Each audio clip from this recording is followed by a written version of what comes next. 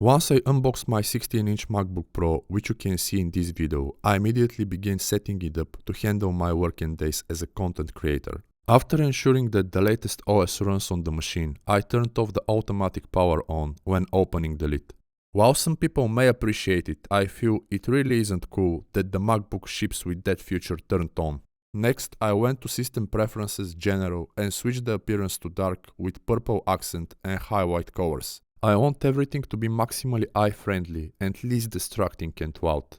As long as for FX, I do not plan to install it on this new machine. Instead, I will enjoy the actual colors of the gorgeous Retina XDR display.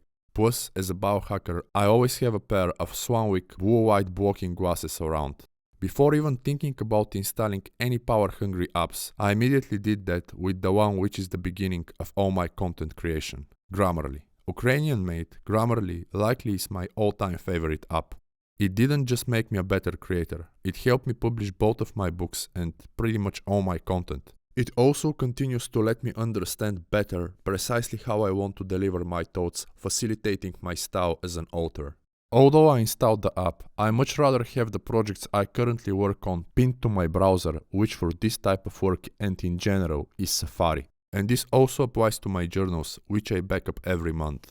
Almost as essential as Grammarly, Notion needs no introduction. Unlike others who use sophisticated and colorful templates, I stick to Notion's presets with a few basics. This includes daily intentions, to-do lists, and stuff I'm grateful for and impressed by. Lately, I've also started copying the entries from my dream and ritual/meditation journals. I believe not separating but incorporating those with my daily planning and life is a totally better approach to have, although that's a subject for my occult channel.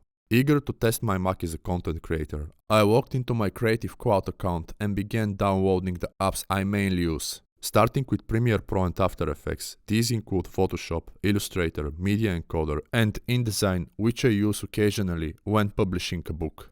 Although Macs are optimized for Final Cut, I prefer the coherency between all Adobe apps and especially their dynamic link.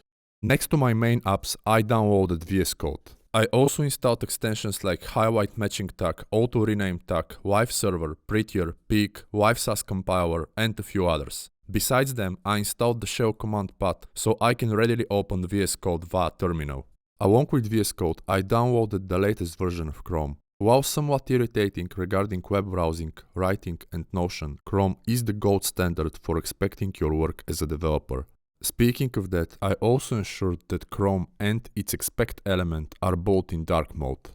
Eventually, I'll also install Ableton Live for my voiceovers. When that will happen is when I finally decide on a dongle to connect my 16-inch MacBook Pro to my Apollo Twin audio interface. Still not sure, I'm considering some products by Satechi and Bezius since they have the ports while matching with the space gray of my Mac. And as long as for FL Studio and the numerous VSTs I use in my music production, I'll keep those on my old MacBook Pro. I really don't want to fill up the 1TB SSD but keep this machine as clean as possible. Although I plan to buy some external storage, which I'll unbox and review on this channel. Final words. Plain and simple, this concludes the setup of my 16-inch M1 Max MacBook Pro with 24-core GPU. The app selection is not fancy, it is just what I use to progress, create content and organize my life. Nonetheless, I'll appreciate all comments and suggestions based on what you have on your Mac. So, like this video if you enjoyed it and subscribe to this channel if you want more content on tech. Also consider checking my other channels, blog and books. Thank you for your time.